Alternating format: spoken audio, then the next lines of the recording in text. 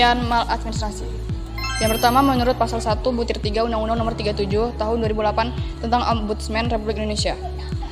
Maladministrasi adalah perilaku atau perbuatan melawan hukum, melampaui wewenang, menggunakan wewenang untuk tujuan lain dari yang menjadi tujuan undang tersebut, termasuk kelalaian atau pengabaian kewajiban hukum dalam penyelenggaraan pelayanan publik yang dilakukan oleh penyelenggara negara dan pemerintahan yang menimbulkan kerugian material dan atau imaterial bagi masyarakat dan orang perseorangan. Menurut Widodo tahun 2001, maladministrasi adalah suatu praktek yang menyimpang dari etika administrasi atau suatu praktek administrasi yang menjauhkan dari pencapaian tujuan administrasi.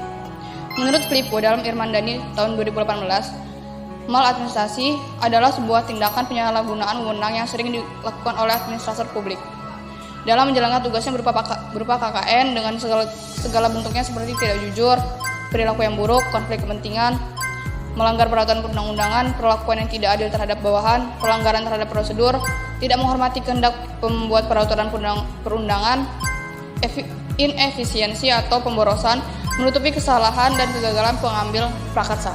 Menurut KCWR tahun 1970, maladministrasi adalah perbuatan atau kelalaian oleh penguasa dalam penyelenggaraan pemerintahan atau pelayanan publik yang melawan hukum atau melanggar tugas dan tanggung jawab yang diberikan, sehingga menimbulkan kerugian atau dampak negatif terhadap masyarakat atau individu. Menurut Crossman dalam Mulyadi tahun 2017, maladministrasi adalah segala bentuk berprasangka, kelalaian, kurang peduli, keterlambatan, bukan wewenang, tindakan tidak layak, jahat, kejam, dan semena-mena.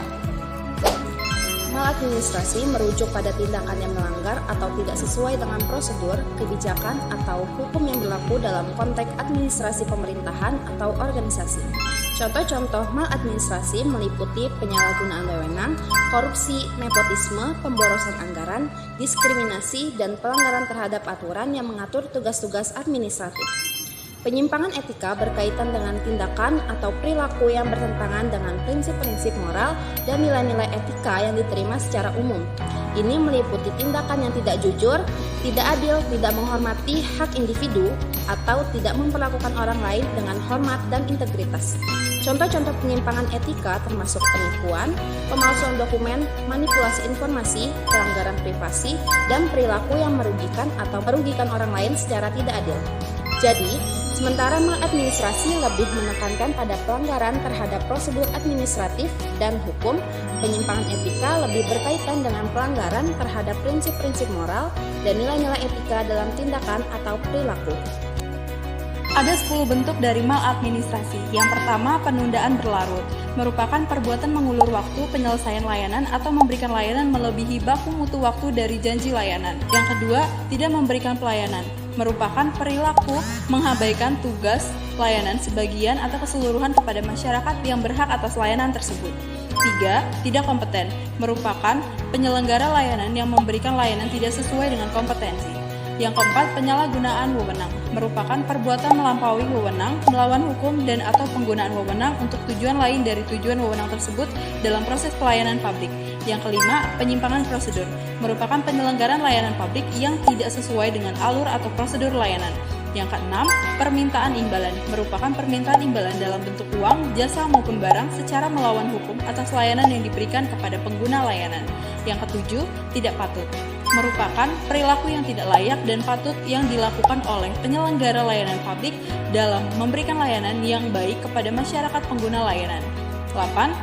Berpihak, merupakan keberpihakan dalam penyelenggaraan layanan publik yang memberikan keuntungan dalam bentuk apapun kepada salah satu pihak dan merugikan pihak lainnya atau melindungi kepentingan salah satu pihak tanpa memperhatikan kepentingan pihak lainnya. Yang kesembilan, diskriminasi, merupakan pemberian layanan secara berbeda, perlakuan khusus atau tidak adil di antara sesama pengguna layanan. Dan yang terakhir, ke-10, konflik kepentingan, merupakan penyelenggara layanan publik yang dipengaruhi karena adanya hubungan kelompok, golongan, suku, atau hubungan kekeluargaan, baik secara hubungan darah maupun karena hubungan perkawinan, sehingga layanan yang diberikan tidak sebagaimana mestinya.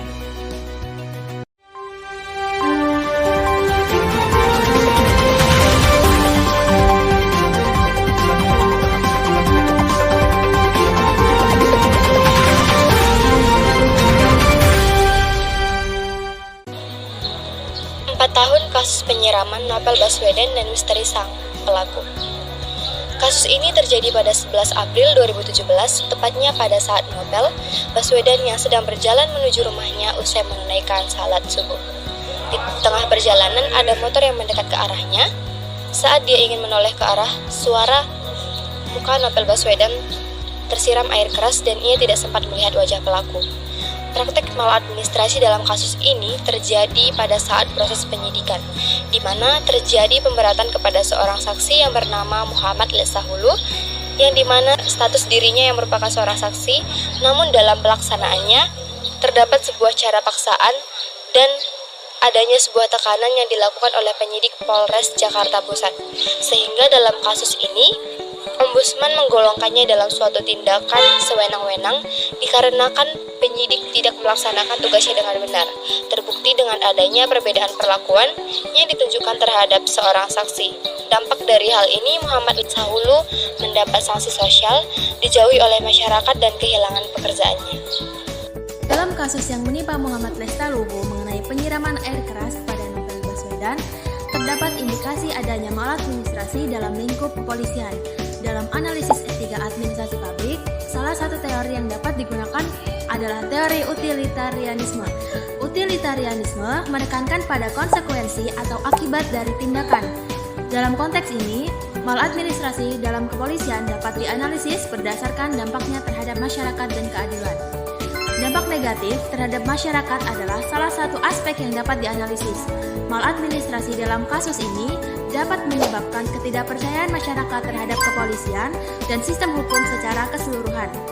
Hal ini dapat berdampak negatif terhadap keamanan dan ketertiban masyarakat, serta mengurangi kepercayaan terhadap institusi kepolisian.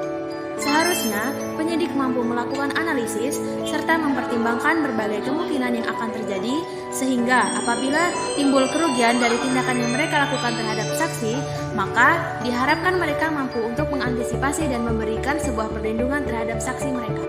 Sekian video dari kami. Terima kasih.